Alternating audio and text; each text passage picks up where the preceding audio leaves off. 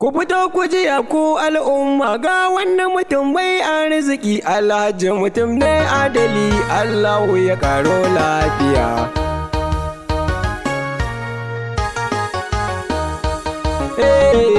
Hayya kai na ce ka buga mani tambari, wasu baiti yau na nazari, kun wannan mutum mai alkhairi, Alhaji mutum na mutan gari, Allahu ya karo lafiya. Ku fito ku jiya ku al'umma ga wannan mutum mai arziki, Alhaji mutum ne adali, Allahu ya karo lafiya. Ku fito ku jiya ku al'umma ga wannan mutum mai arziki, Alhaji mutum ne adali, Allahu ya karo lafiya. Alhaji mutum ne adali, Allahu ya karo lafiya. Ku tsaya ku ji zan wata magana, jama'a na ce kar ku wuce, wance yaya aka yi ka faɗa mana dan za mu wuce. A'a maganar da akwai yawa, mai sauri kar ya tsaya na ce, to za mu tsaya mu ji ka faɗa mana kafin mu wuce. To ba matsala sai kun zauna domin maganar sai na shirya. Ku fito ku ji ku al'umma ga wannan mutum mai arziki, Alhaji mutum ne adali, Allahu ya karo lafiya. To yanzu nan zan maganar na ce da akwai wani alhaji mai ɗimbin tarin arziki, ga kyauta gunsa aji aji, wato alhaji shi tunubin kamun san kwai shi da agaji. Kai ashe ma kun san shi na ce to sai ku taya ni da rangaji, ba shi ne gani ba mai fetur kun san gaskiya. Ku fito ku ji ku al'umma ga wannan mutum mai arziki, Alhaji mutum ne adali, Allahu ya karo lafiya. To shi wannan mutumi arzikinsa akwai tarin yawa, to gashi da taimakon gajiyayyu kwai sa nutsuwa, in dai magana ce ta zo rike sam shi to baya ganowa. Shi yasa maka ce shi alhajin kwai kyauta mai sa zautuwa, dukiyarsa ake cewa arziki, alhaji baya gajiya.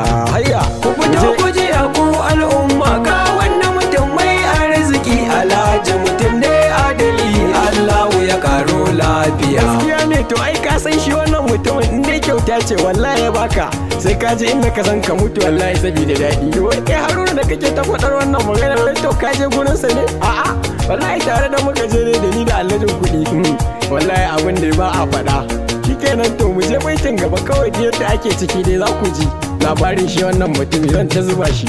Ku fito ku ji ku al'umma ga wannan mutum mai arziki, Alhaji mutum ne adali, Allahu ya karo lafiya. Alhajin kuɗi saurara ka ji, shi alhaji ba nan ya tsaya, domin da ragowar magana kai ma mun ce sai ka tsaya. To menene nan zai hana ku faɗan kun san ban gajiya, shi gani dai alkhairinsa ai yawa. Alhaji mutum mai jama'a, Allah ya daɗa maka lafiya, Allah ya kau da maƙiyanka.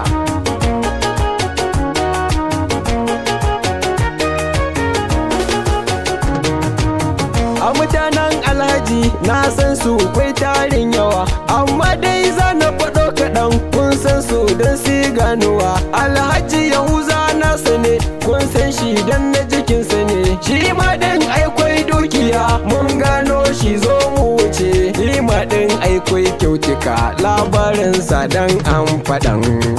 Gaskiya ne domin sai da aka bar labarinsa tas.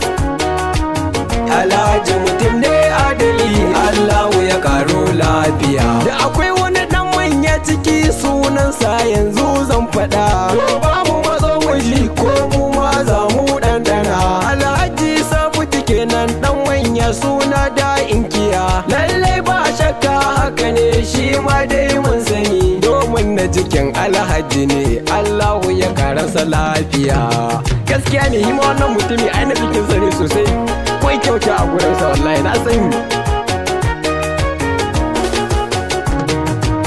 Shi ma Ayuba nasa ne makaranta sunansa haka, da akwai yaransa a kusa kai alhaji karda ka wuce. Da akwai Ibrahim manaja shi ma babban yaransa ne, tsohon manaja Bello na ce shi ma babban yaransa ne.